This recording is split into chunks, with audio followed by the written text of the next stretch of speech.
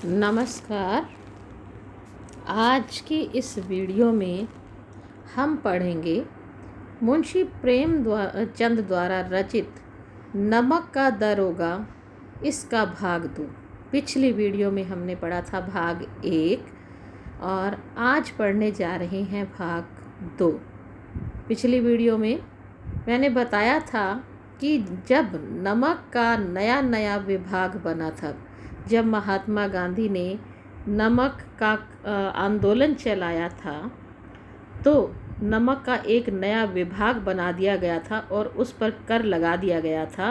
तो जो भ्रष्टाचारी लोग हैं वो सब नमक का को संग्रह करने लगे और उसकी काला बाजारी शुरू हो गई थी। तो इस कहानी में हम यही पढ़ने वाले हैं।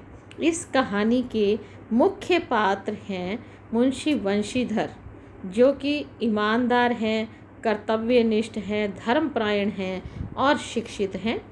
दूसरे मुख्य पात्र हैं पंडित आलोपी दीन, जो कि नमकचोर हैं, बेईमान हैं, अहंकारी हैं, अन्यायी हैं।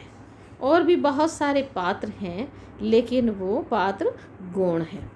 तो इसको हमने इस कहानी को लगभग 7 या 8 भागों में बांटा था। तो सबसे पहले थे नमक का दरोगा, इसके पद की प्रतिष्ठा क्या है। जैसे कि मैंने पिछली वीडियो में आपको बताया था कि वंशीधर के पिता ने उसे समझाया था कि दरोगा बनने के, यानी कि उस दरोगा के पद की क्या प्रतिष्ठा है। दूसरा हमने पढ़ा कि मुंशी वंशीधर का दरोगा बनना, कि उन्होंने इंटरव्यू वगैरह पास करके और दरोगा बन गए, जिस दरोगा पद के लिए बड़े बड़े लोग भी ललचाते रहते थे। मुंशी वंशीधर की कर्तव्य निष्ठा, उन्होंने कर्तव्यनिष्ठ होकर ही उन रिश्वत ग्रहण करना मंजूर नहीं किया था। उसके बाद है पंडित आलोपी दीन की गिरफ्तारी। रिश्वत न लेने के कारण उन्होंने नमक की चोरबाजारी करने में पंडित आलोपी दीन को गिरफ्तार कर लिया था। पंडित आलोपी दीन के प्रति पक्षपातपूर्ण न्याय, तो क्योंकि वो पंडित आलोपी दीन एक बहुत बड़ा व्यवसायी था और सभी को रिश्वत के माध्यम से सभी का जीत लेता था, तो इसलिए उसके पक्ष में न्याय हुआ, जिसका खामियाजा मुंशी वंशीधर को क्या भुगतना पड़ा कि उसकी नौकरी छूट गई। बाद में पंडित आलोपी दीन ने मुंशी वंशीधर को मैनेजर पद के लिए प्रस्ताव करा, क्योंकि वो एक ईमानदार व्यक्ति था और मुंशी वंशीधर ने उस मैनेजर पद को स्वीकार कर लिया था। तो हम कहानी में चल रहे थे कि मुंशी वंशीधर के दरोगा का पद पा लेने के पश्चात एक रात को वो जब सोए हुए थे तो उन्हें कुछ गाड़ियों की आवाज़ सुनाई दी नदी के उस पार। वो उठे और अपनी यूनिफॉर्म डाली, अपना तमगा यानी कि जो ड्रेस कोड था वो उठाया, अपने उस पर लगाया और चल पड़े कि देखें मामला क्या है, क्या गड़बड़ है। तमचा जेब में रखा और पुल के पास पहुँचे। गाड़ियों की एक लंबी कतार पुल के पार जाती हुई उन्होंने देखी। डांट कर उन्होंने पूछा कि किसकी गाड़ियाँ हैं। थोड़ी देर तक सन्नाटा रहा। उन आदमियों में से कुछ कानाफूसी हुई। सभी आदमी एक दूसरे के कानों में कुछ कहने लगे जो गाड़ीवान थे। और तो आगे वाले ने कहा कि पंडित आलोपी दीन की। उसने कड़क कर पूछा, कौन पंडित आलोपी दीन? दातागंज के? क्योंकि वो जानते थे कि दातागंज में एक आलोपी दीन है। मुंशी वंशीधर चौंके। पंडित आलोपी दीन इस इलाके के सबसे बड़े जमींदार थे, लाखों रुपए का लेन देन करते थे। उस समय के लाखों रुपए का मतलब है कि आज के समय के लगभग करोड़ों रुपए का लेन देन। व्यापार बहुत लंबा चौड़ा था। अंग्रेज अफसर उनके इलाकों में शिकार खेलने आते थे और इस तरह से भर भर कर उनसे रिश्वत लेकर जाते थे। रिश्वत इसलिए लेकर जाते थे और रिश्वत लेते थे और इसी की वजह से उनकी जो काला बाजारी चल रही थी, उनका कोई भी माल पकड़ा नहीं जाता था। अंग्रेज आकर उनके मेहमान बन जाते। वंशीधर ने पूछा, गाड़ियाँ कहाँ जाएंगी? उत्तर मिला, कानपुर। दरोगा जी ने पूछा, इसमें क्या है? किसी ने कोई जवाब नहीं दिया। कुछ देर देखने पर उत्तर न मिलने पर वह जोर से बोले, क्या तुम सब गूंगे हो क्या?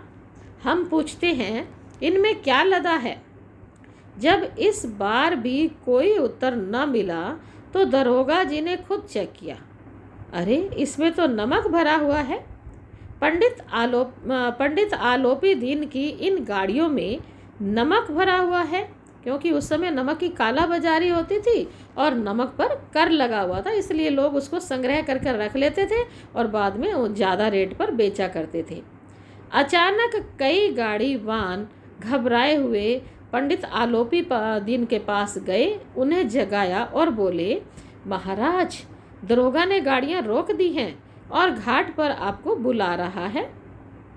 पंडित आलोपी दीन का लक्ष्मी पर अखंड विश्वास था और वह इस कहते रहते थे कि संसार का तो कहना ही क्या, स्वर्ग में भी लक्ष्मी जी का ही राज्य है। न्याय और नीति सब लक्ष्मी के ही खिलौने हैं, इन्हें जैसा चाहे वह नचाती है। लेटे लेटे ही गर्व से बोले, चलो हम आते हैं। और फिर वे दरोगा के पास आकर बोले, बाबूजी आशीर्वाद, कहिए हमसे ऐसा कौन सा अपराध हुआ कि गाड़ियां रोक दी गई? वंशीधर, जो कि एक दरोगा था, रुखाई से बोला, सरकारी हुक्म। पंडित आलोपी दीन ने हंसकर कहा, हम सरकारी हुक्म को नहीं मानते और न ही सरकार को मानते हैं। हाथ जोड़कर बोले कि हम ना तो सरकार को मानते हैं, ना किसी सरकारी हुक्म को मानते हैं, और हमारे सरकार तो आप ही हैं। जो हमारा और आपका तो घर का मामला है। वो चापलूसी कर रहे थे कि मुझे किसी न किसी तरह से ये छोड़ दे।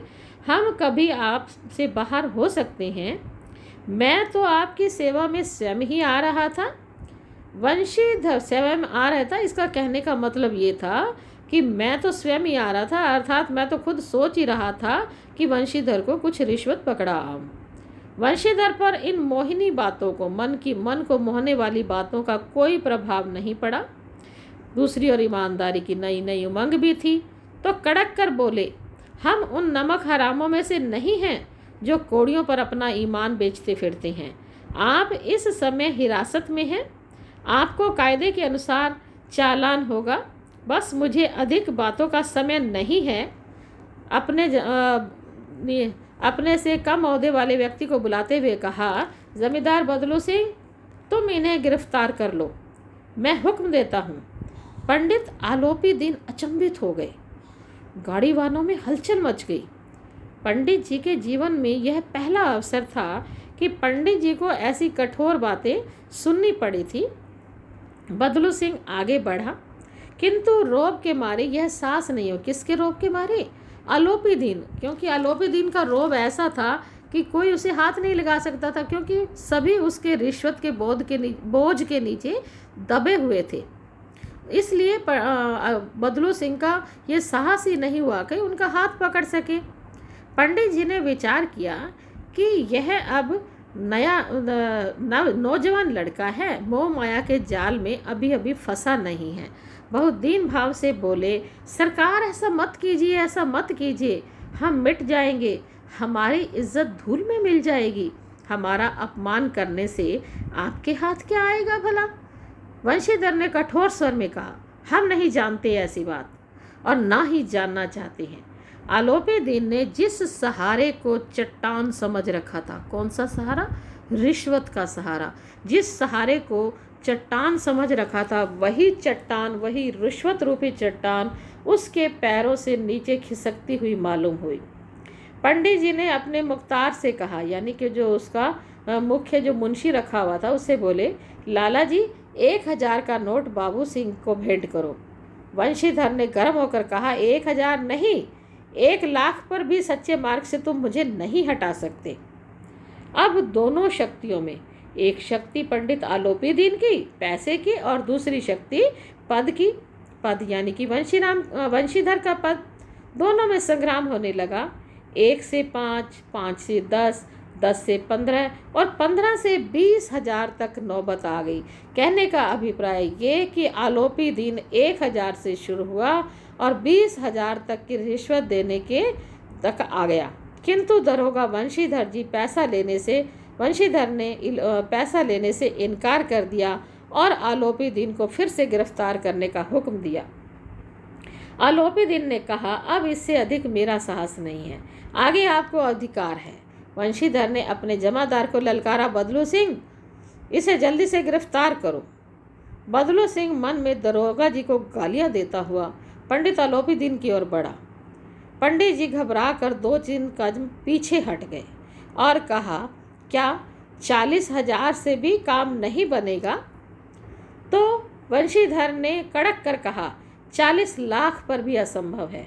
बदलू सिंह, इस आदमी को हिरासत में ले लो, अब मैं एक शब्द भी नहीं सुनना चाहता। धर्म ने धन को पैरों तले कुचल दिया। धर्म का पालन कौन कर रहा था? वंशीधर। और धन क्या था? आलोपी दिन। तो धर्म ने धन को पैरों तले कुचल दिया। दुनिया सोती थी पर दुनिया की जीभ जागती थी। ये बहुत इम्पोर्टेंट लाइन है। दुनिया सोती थी पर दुनिया की जीभ जागती थी। कहने का अभिप्राय ये है कि चाहे दुनिया नींद में होती थी, लेकिन दुनिया के कान हमेशा खुले रहते थे। वो सचेत दूसरों की चुगली करने के लिए हमेशा वो दुनिया सचेत रहती थी। सवेरे देखिए तो बालक, वृद्ध, सबके मुख से यही बात सुनाई देती थी कि आलोपी दिन को गिरफ्तार कर लिया गया है। जिसे देखिए वही पंडित जी के इस व्यवहार के बारे में बोल रहा था। निंदा की बौछारें हो रही थी। मानो संसार से अब पापी का पाप कट गया। कहने का अभिप्राय ये, पापी कौन था? पापी आलोपी दिन था। पाप कट गया। पाप कैसे कट गया? मान लो आलोपी दिन को गिरफ्तार कर लिया है, तो उसकी गिरफ्तारी से ऐसा लग रहा था सबको मानो इस पापी का पाप कट गया। तो आज हम इसका द्वितीय भाग आज यहाँ तक पढ़ा हमने। आप वहाँ द्वितीय भाग तक दोबारा से इस पाठ को पढ़िए और इसमें आए कठिन शब्दों के अर्थ को याद कीजिए। तब तक के लिए धन्यवाद और अगला भाग हम पढ़ेंगे नेक्स्ट वीडियो में। तब तक के लिए थैंक यू बेटा।